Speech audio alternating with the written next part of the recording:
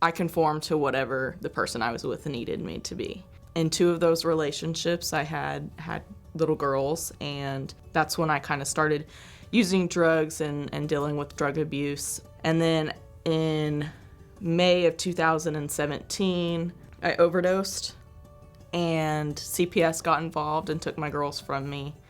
I went into short-term rehab, and when I was finally sober, I was just like, there's nothing in my life worth losing my kids over. Moving forward, I thought that being with somebody would make me better, would tell me, hey, you're doing a good job. And so whenever I met this next guy, things moved really quickly. We dated for like 2 months. Things were great. I thought things were perfect. After 2 months, we ended up getting married. Once we got married, it became an abusive relationship. I felt like I was constantly in survival mode. For about 5 months, it was just like I didn't tell anybody. And then my mental health ended up just shooting straight down.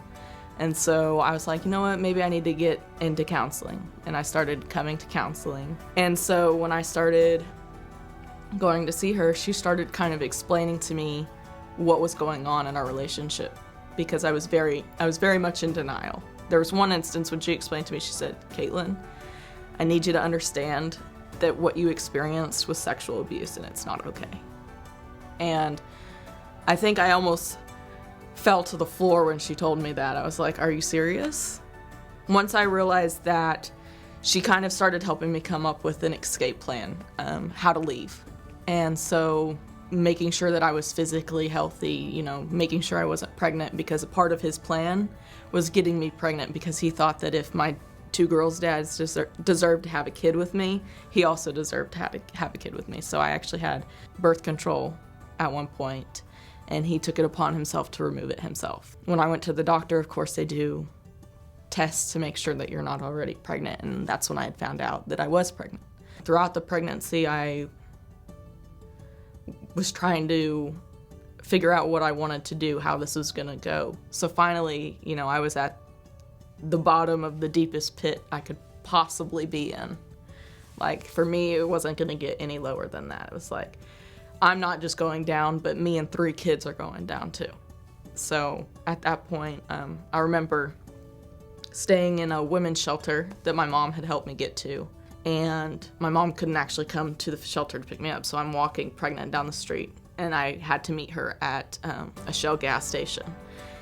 And so I was sitting on the curb, huge and pregnant, just like thinking about my life, waiting for her to show up.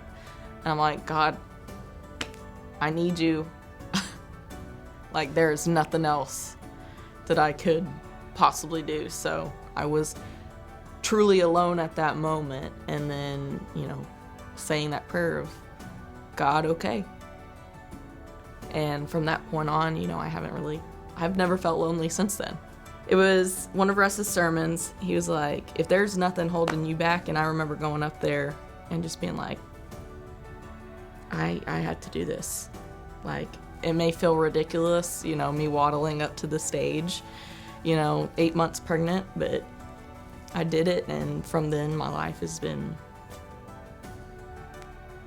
a lot better. I can't say that it's been easy, especially being a mom. It's really nice and playing both the role of mom and dad to my future. I don't have to worry about that anymore. I don't have to worry about, what's going to happen, because I know God has it. And I think that that's probably the biggest change, is that I was always tightly gripping onto stuff, but now it's like, all right. And I think that just that peace is kind of the best thing that's happened out of it. My life wasn't whole and complete until I was a single mom of 3 kids. So don't give up. It feels like you're suffocating, feels like you're drowning, feels super hopeless, but there's a light at the end of the tunnel. And whether it's helping yourself or helping your kids or helping some complete stranger 3 years down the road, it was worth it.